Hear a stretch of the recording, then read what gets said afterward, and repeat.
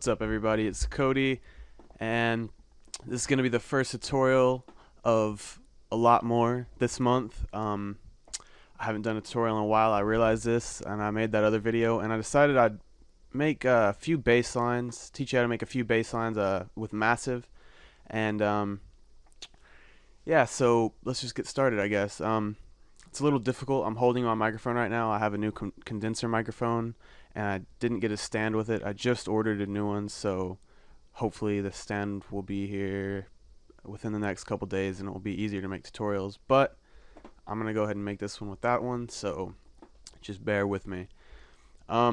Anyways, you heard the intro to this video was actually the sound we're gonna be making. It's sort of a laser sound. You kind of hear it. It's sort of modern, and a lot of dubstep, kind of common. But let's just take another listen to it without any drums in this pattern right here.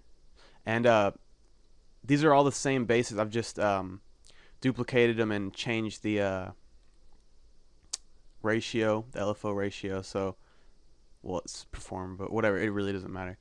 Let's listen to it.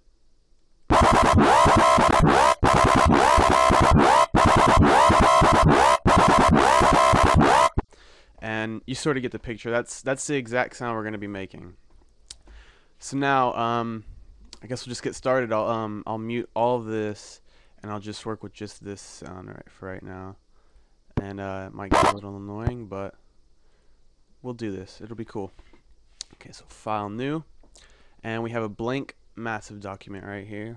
Document, well, kind of is a document, but no, it's actually not at all. But it's blank Massive interface. So what you're going to want to do is go ahead and you're going to be using these two oscillators, only two oscillators, not the third one, and not modulation oscillator either. So go ahead and for the pitch of both of them, drop them both down to about 24. Well, not about, it has to be 24. And go ahead and drop this down to about 13 and bring this up to about 88. So you got 23.88, 24, 13, and it gives it sort of a Reese sound, sort of, but we're not making a Reese bass, obviously, but you'll see. By the way, just leave them the same. Leave them as a square saw 1, both of them. Right here where it says Spectrum, go ahead and click that and change it to Format on both of them. And over here, click Daft for filter 1. Oh, sorry, wavetail position. You can play around with it to your liking, but I'm just gonna set it to right there for now, and I'll play with it later and see how I like it, basically. Now, for filter 1 again, make sure these are both up in filter 1. Sorry about that. Filter 1, we're gonna have Daft, cut off all the way up for right now, and turn the resonance down for now. And go ahead and throw an LFO 5 up there, and just bring it all the way like that. And you're gonna want to change this from LFO to Performer, I believe. Yeah, Performer.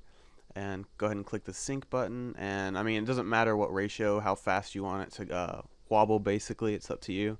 I'm just gonna stick mine at 8 for right now. I'm gonna click Load Curve, and I'm going to load this curve right here. This is the curve that I like to use. You can test around and see what you like exactly, but that's what I'm gonna be using. And drag these both up. And right now, the sound that we have is going to sound probably pretty dumb. Let's just listen to it. Yeah, I'm gonna go ahead and make that a little faster. I like it when it's quicker. Now what you're gonna want to do is take the same LFO 5, well, Performer, I guess. Now I always get them confused. Like, it doesn't really matter, but go ahead and drag them in both of those all the way up, well, down, drag down, and this is what we get now. Let's listen. You can hear a big difference in that. So now what you want to do to make them a little more lasery, I guess you can say, is you're gonna want to drag the intensity knob here, drag it up just probably about right there, and let's just give it another listen. Okay, now what I'm gonna do is I'm gonna show you what that intensity knob does. I'm gonna play it, and while I'm playing it, I'm gonna push it down, and you'll be able to hear the difference.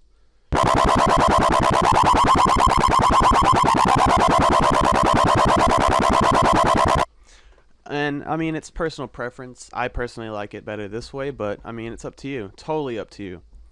And now what we're gonna do is throw a few effects in. Over here, we're gonna get a classic tube, and you could just leave it as it is. Let's just listen. Gives it that extra distortion.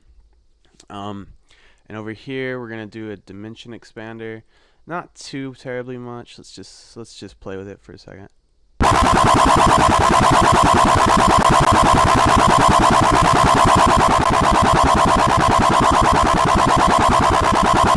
I'm sorry if that killed your ears, but yeah. Anyway, that's basically how you make this sound. And there's other things you can do. You can add effects to it. Let's see, it's on one. I had WoW on it, and oh, I have Homicide on it. I'm sorry, I didn't even realize I had that on it this whole time. But let's listen to it without Homicide. My bad.